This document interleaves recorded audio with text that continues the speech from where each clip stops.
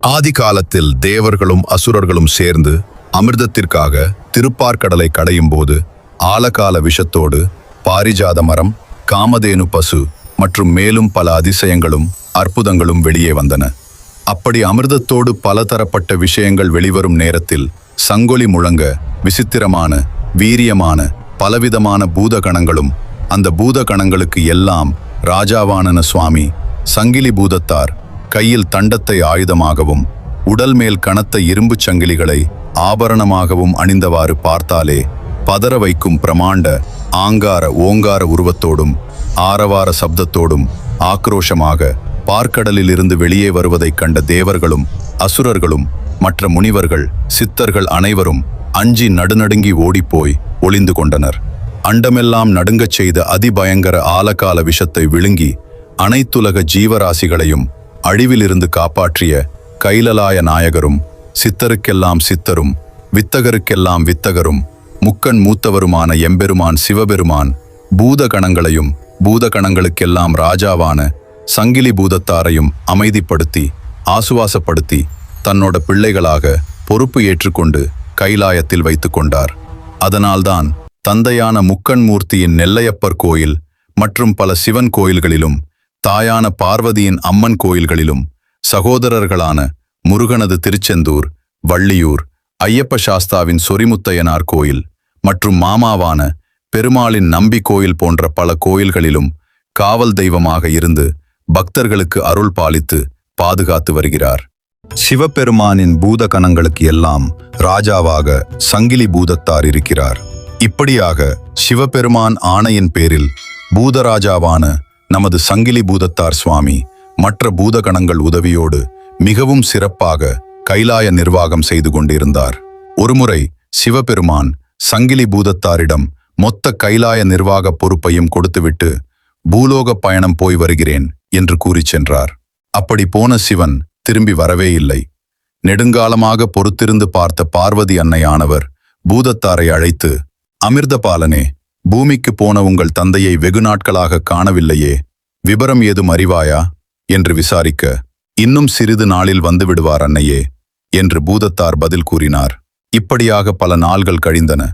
கேட்கும் போதெல்லாம் பூதத்தார் இதே பதிலை சொல்ல பார்வதி அன்னை ஒரு நாள் கோபப்பட்டு, என்ன செய்வாய், ஏது செய்வாய் என்று நான் அறியேன்.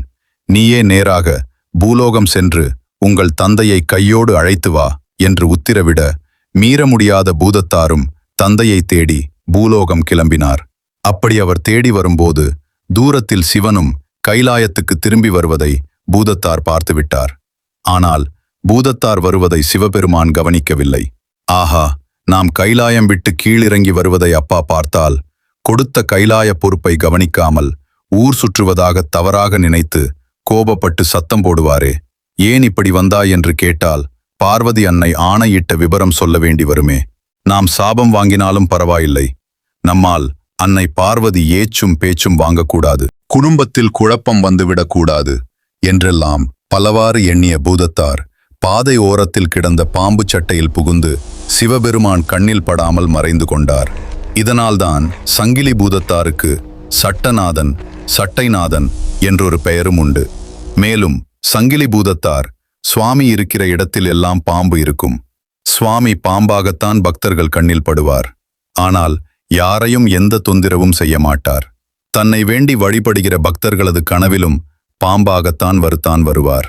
ஆபத்து நேரங்களில் சட்டநாதா, சங்கிலி பூதம் என்று அபயக்குரல் கொடுத்தால் சரசரவென்று வந்து உதவிடுவார்.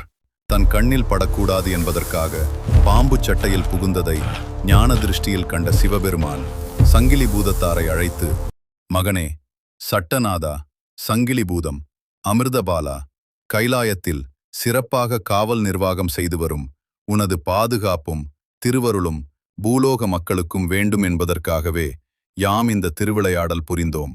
நீதி, நேர்மை, நியாயம், நிர்வாகங்களில் சிறந்த காக்கும் கடவுளான அன்பு மைந்தன் உனக்கு இப்போது எமது அன்பு பரிசுகளாக ஆக்கும் வரம், காக்கும் வரம், அழிக்கும் வரமும் தந்தோம். உன்னை வணங்குவோர் எந்த குறையுமின்றி அன்பிலும் அறத்திலும் செல்வத்திலும் சிறந்து விளங்குவார்கள். நீ பூலோகம் சென்று சிறப்பான திருவிளையாடல்கள் புரிந்து மக்களுக்கு நன்மைகள் பல செய்து யாம் இருக்கும் தென்கைலாயமாம் பொதிகை மலை வந்து எம்மை அடைவாய் என்று ஆசி வழங்கி அனுப்பி வைத்தார். மேலும் இது போன்ற தகவல்களுக்கு துறை mites thoughts YouTube channel like மற்றும் சப்ஸ்கிரைப் செய்து மேலும் வீடியோக்களுக்கு பெல் பட்டனை கிளிக் செய்து கொள்ளுங்கள். அடுத்த வீடியோவில் பார்க்கலாம். நன்றி.